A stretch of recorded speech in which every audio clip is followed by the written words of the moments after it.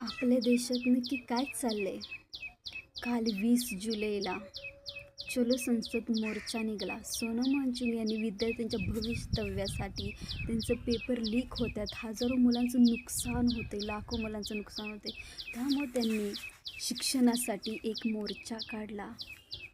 पण त्या मोर्चामध्ये काल काय झालं?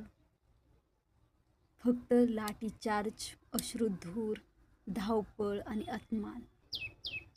असं कसं पोलिसांची वागणूक किती नीच झाली की स्त्रियांचे कपडे फाड, त्यांना लाठीचार्ज केला. शांततेत चाललेला मोर्चा, शांततेत चाललेला मोर्चा, अहिंसाने चाललेला मोर्चा पोलिसांनी हिंसेमध्ये उतरवला. शांततेत चाललेले स्टुडंट व्यवस्थित जाऊन तिथे फक्त त्यांचं मत मांडायचं होतं, पण पोलिसांनी त्यांच्यावर दगडफेक केली, लाठीचार्ज केला, सगळ्यांची काही जण डोकी फोडली, भयंकर अशी मारपीट केली. जे विद्यार्थी आपलं भविष्य घडवणार आहेत, आपला भारत घडवणार आहेत, त्यांच्यावरच लाठीचार्जचा उपयोग केला जात असेल तर विचार करण्याची गोष्ट आहे. आणखी एक प्रश्न, काल जे काय झालं त्यामध्ये किती ॲक्ट्रेस, किती खेळाडू आणि किती प्रसिद्ध नेतं, कोण काय बोललं आठवते? कोणीच काही बोललं नाही, कोणीच समोर आलं नाही.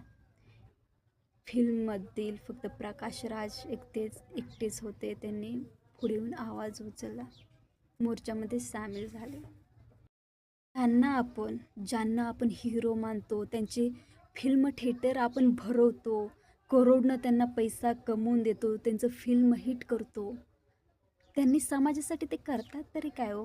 किती काय झालं समाजामध्ये, कोण मारायला लागलं, काही झालं तर ते सामाजिक गोष्टींवर काहीच बोलत नाहीत.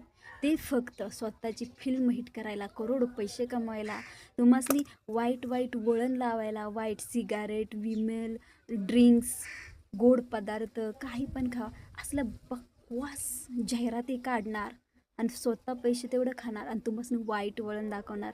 पिक्चरमध्ये तुम्हासनी घाण सीन दाखवणार, वाईट वळणावर लावणार.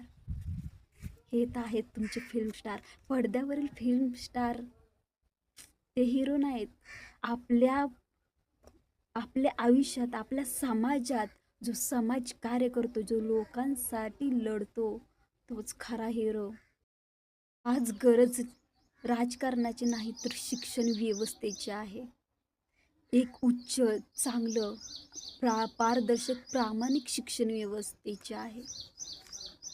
हे नेतं काय करतात? हिंदू मुस्लिम करून धर्म, जाती, वर्ण भांडणं लावण्याचं फक्त काम, एवढंच फक्त त्यांना जमतं. पण जे एवढं 21 दिवस जे आंदोलन होतं, त्या आंदोलनामध्ये हिंदू, सिख, मुस्लिम, सर्व समाज, सर्व धर्माचे एकत्र करून काम करत होते, एकमेकांची काळजी घेत होते. याला म्हणतात आपला भारत. देश चालवण्यासाठी एक उच्च शिक्षित माणसाची गरज असते आणि आपला देश कोण चालवते? अडाणी, अनपढ, बिना शिकलेले नेते. कोणतीही उच्च परीक्षा देण्यासाठी, कोणतीही नोकरी लागण्यासाठी, IAS, IPS वगैरे आपल्याला कष्ट करायला लागतं, 2-4 वर्ष मेहनत करायला लागते, एक्झाम द्यायला लागते, तेव्हा आपण कुठे नोकरीला लागतो. पण नेता होण्यासाठी शिकलं नाही तरी चालते.